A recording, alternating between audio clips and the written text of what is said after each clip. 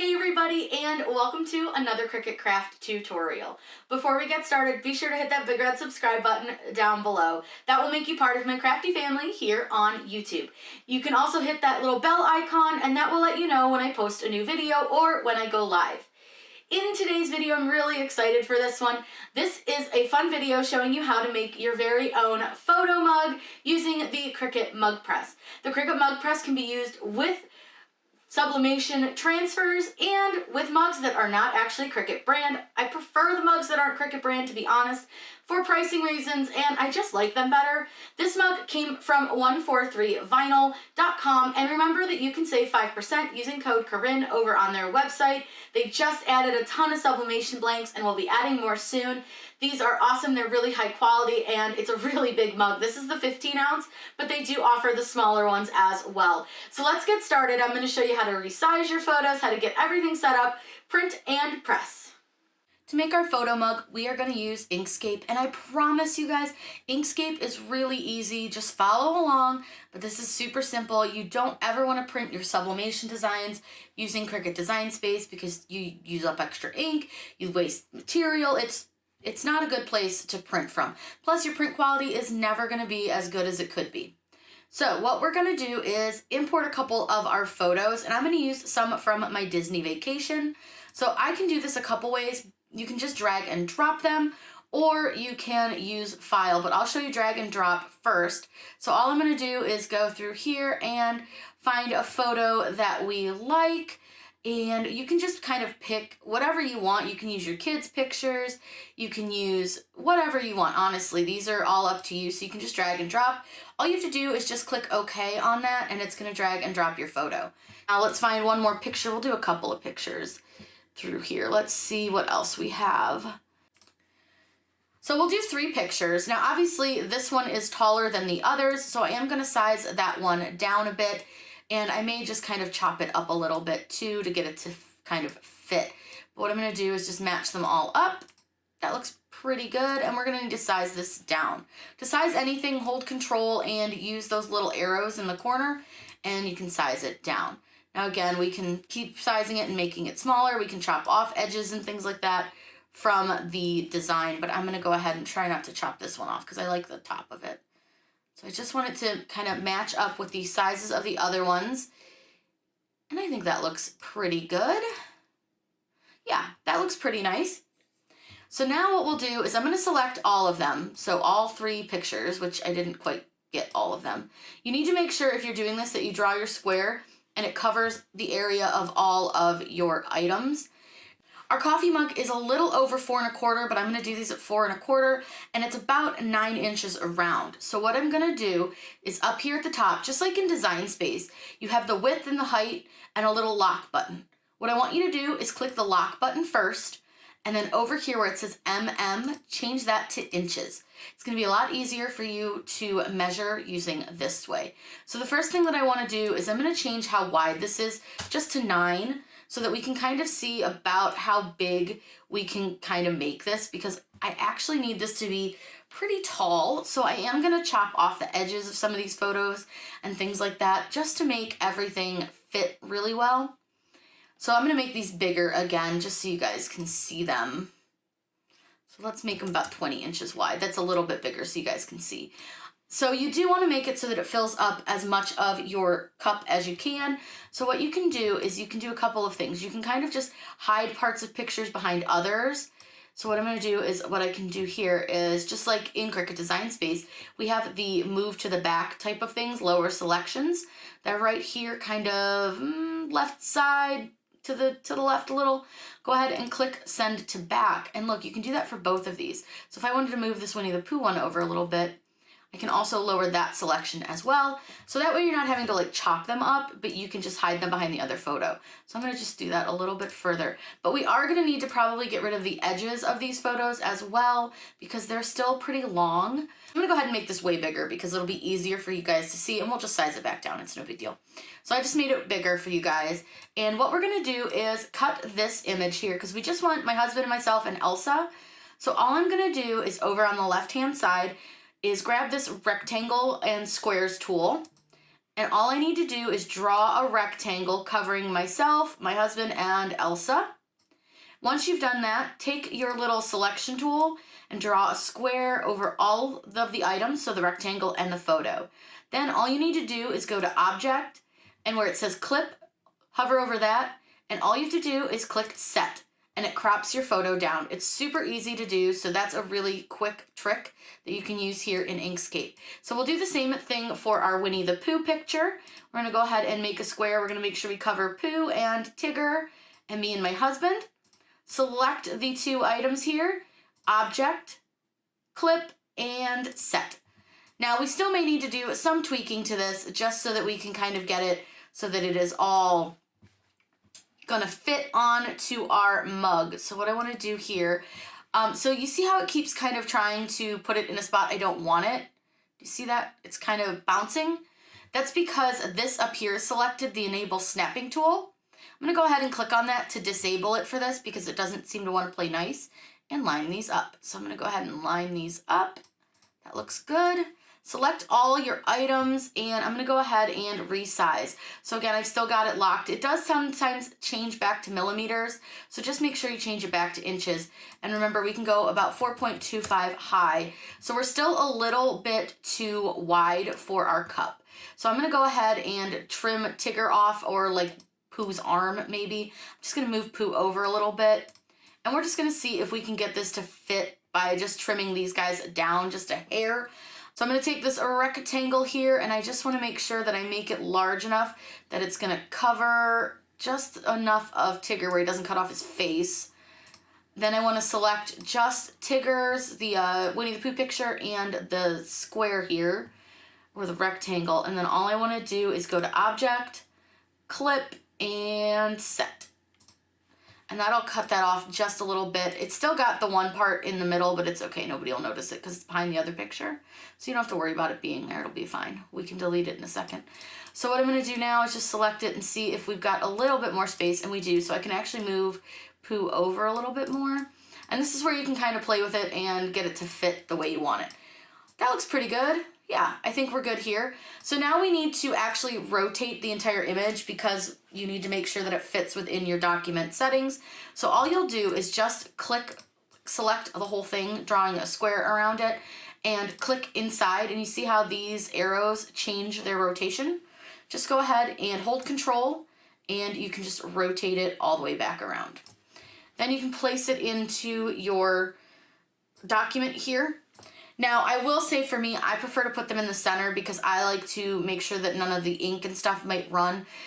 Sometimes my printer gets a little ink on the edges of my paper, so I do tend to trim the edges off, which is why I like to place mine more into the center.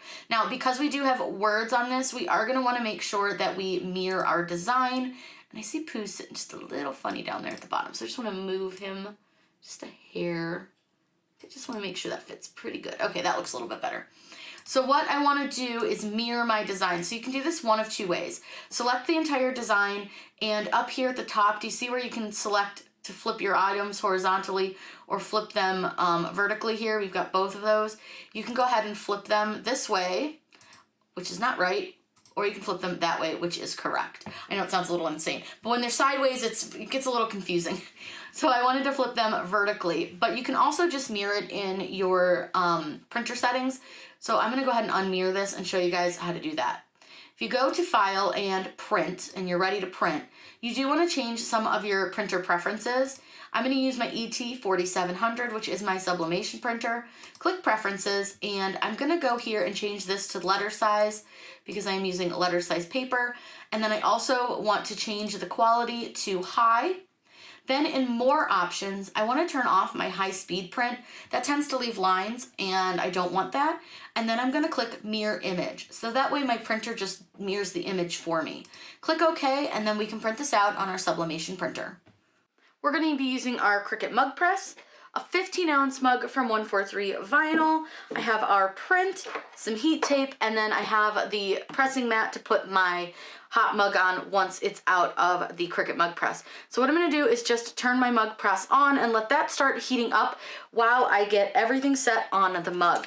I have a piece of butcher paper that I cut so it's a little bit bigger than my print, and we're gonna first put the picture on. So what I like to do is I will take a piece of heat tape, and this is the Cricut brand heat tape. I am on the fence with it. I don't hate it and I don't love it. I have other that I like better, but I'm gonna just use this stuff up first. So all I do is I put a little piece of tape on one side of my print, and then I line my print up on my mug. Now I did want this one to be a little bit smaller than the whole mug because we have a tapered bottom on this style. So you wanna make sure that when you are measuring that you kind of take that tapering into account when you're kind of sizing your design. So now I just want to try to even it out and make sure that it's pretty much even from the handle each side. So I just need to move this over a little bit, not a ton. And you want to make sure that it is straight, which that is definitely not. So you just want to make sure that you get this straight. I use the top lip to keep everything straight as best I can. That way everything looks like it's even all the way around. That looks pretty straight, so I just need another piece of heat tape for the other side.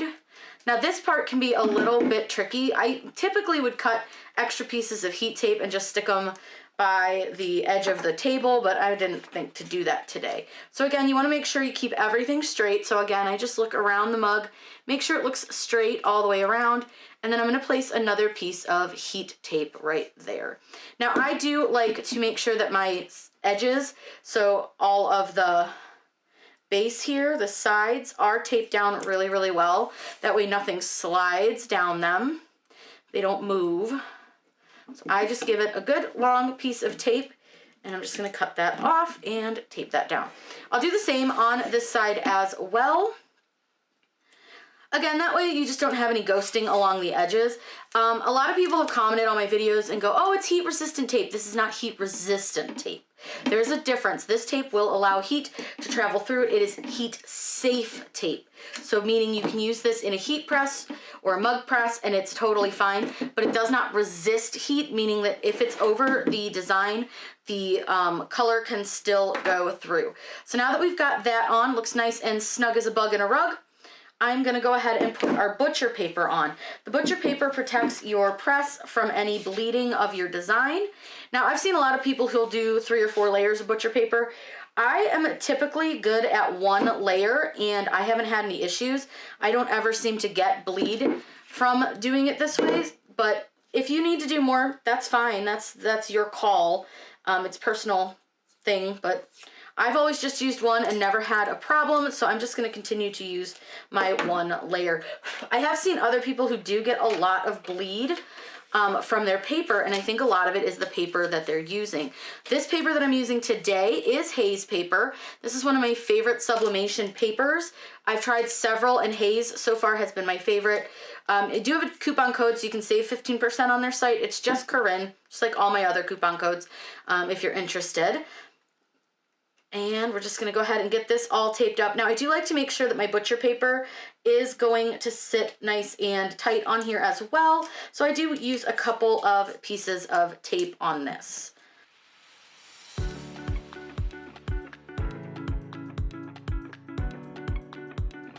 Once the Cricut Mug Press does that little beep, it is ready to go. So what I'm gonna do is take my mug and place it into the cradle. Now this one is going to fit tight, so just be aware of that. So when you're putting it in, you may get a little bit of resistance as you place it in, especially with the butcher paper. So I will say that this with the tapered bottom can be a little bit precarious, so just be aware of that. So you may need to kind of finesse it in because these 15 ounces are a little bit tight in here. And that's to be expected because this is the largest mug size that they can fit. So if you're having problems, like you can see mine's kind of folding over, what I will do occasionally if it's being kind of a pain is I will take a little bit of the heat tape, and again, you make sure you're using the heat tape for this, and I just tape down the butcher paper onto the bottom just so that it's not giving me such a sharp little angles here to try to get it to tape to the, like get into the mug press. This has been something that's been an issue with doing these larger mugs every time.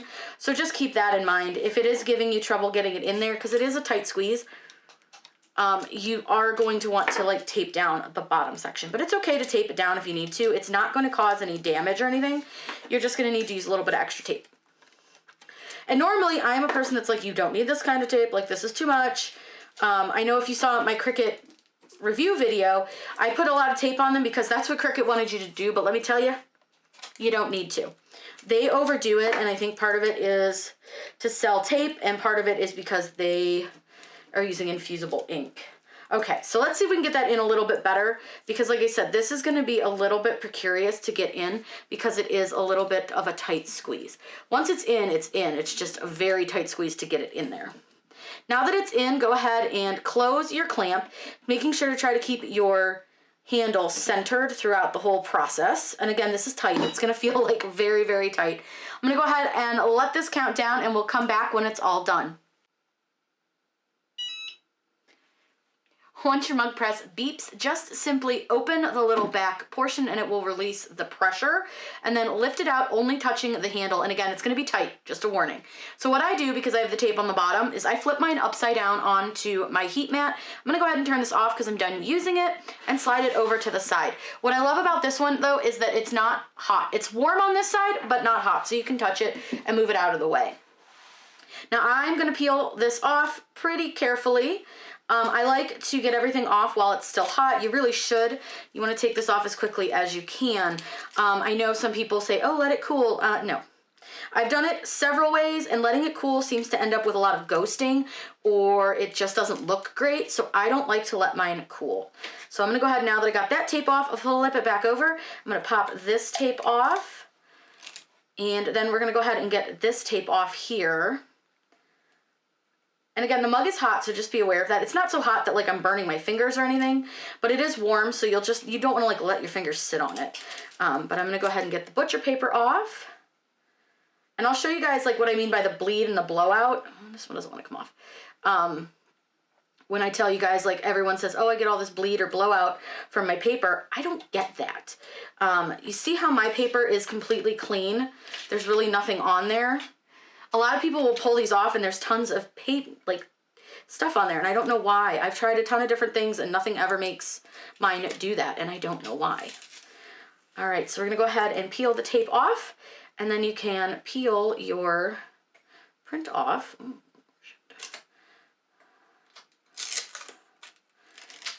and voila, we have a perfect photo mug. So I'm going to let this guy sit and cool down, and then I can show you guys what it looks like better. Here is the finished mug. This was a really fun and easy craft that you can do with your Cricut Mug Press. Make sure to subscribe to my channel by hitting that big red subscribe button down below. If you guys have any questions, please let me know in those comments as well. I'm always happy to answer those for you. Have a great day and happy crafting.